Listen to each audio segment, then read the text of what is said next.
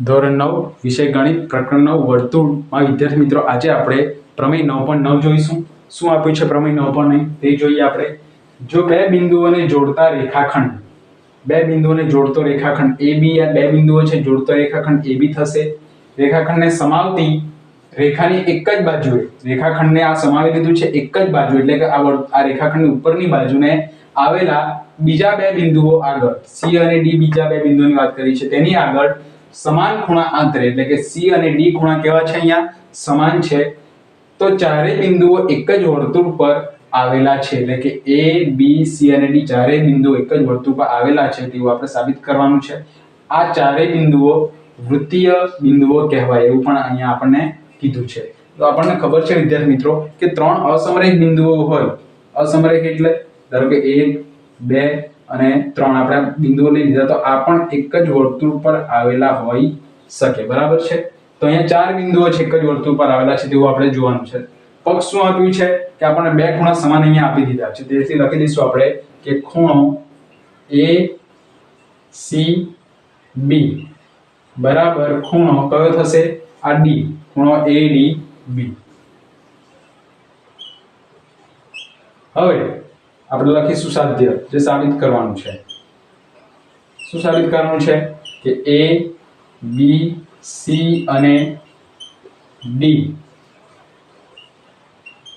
એક જ વર્તુળ પર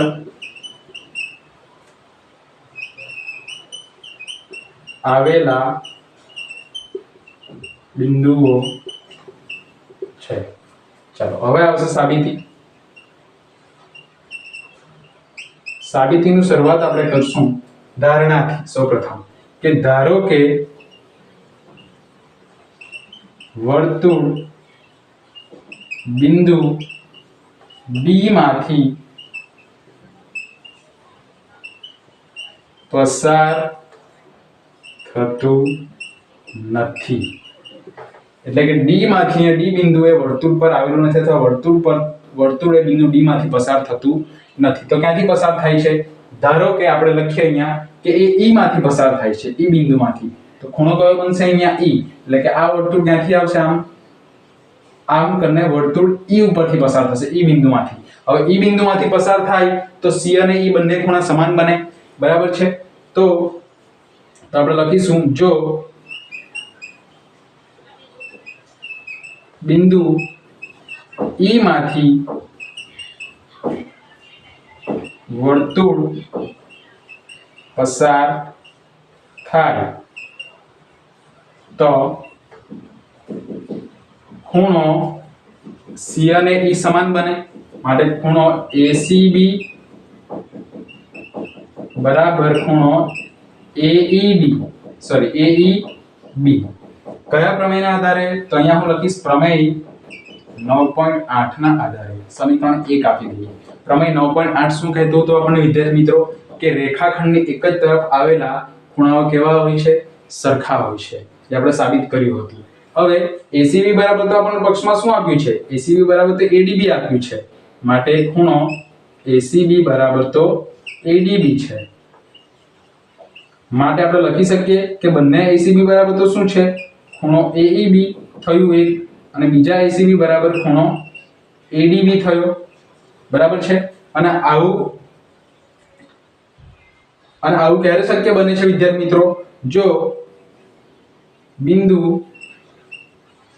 E એ B પર આવેલ હોય તો જ આ બને નહીં તો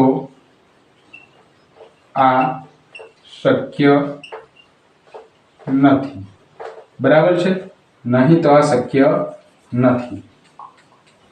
જો બિંદુ E એ D પર આવેલો હોય તો જ વિદ્યાર્થી મિત્રો આ E અને D બંને ખૂણા સમાન થવા જોઈએ એટલે કે અહીંયા જો આવેલો હોય તો જ આ બંને બિંદુ એકબીજા ઉપર સંપાત થવા જોઈએ। હવે વિદ્યાર્થી મિત્રો તે જ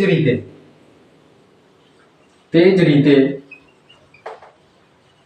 બિંદુ E' જે અહીંયા દર્શાવ્યું છે બહાર આ ખૂણો એ પણ D ઉપર જ હશે બરાબર છે। તો જ ખૂણા સમાન બને. આ ઈ ડેશ વાળો ખૂણો પણ. માટે આપણી ધારણા ખોટી છે. તો અહીંયા પ્રમેય આપણો સાબિત થાય છે. આપણે જે ધાર્યું હતું કે આવેલા બિંદુઓ ધારો કે વર્તુળ બિંદુ ડી માંથી પસાર થતું નથી, પરંતુ જો ડી ઈ બિંદુ હોય ડી ઉપર આવેલું હોય અને ઈ ડેશ બિંદુ પણ ડી ઉપર આવેલું હોય તો જ આ બંને ખૂણા સરખા, એટલે કે આ બંને ખૂણા અને આ બંને ખૂણા સરખા બને. તો આના સાથે વિદ્યાર્થી મિત્રો પ્રમેય 9.9 અહીંયા આપણું પૂર્ણ થાય છે.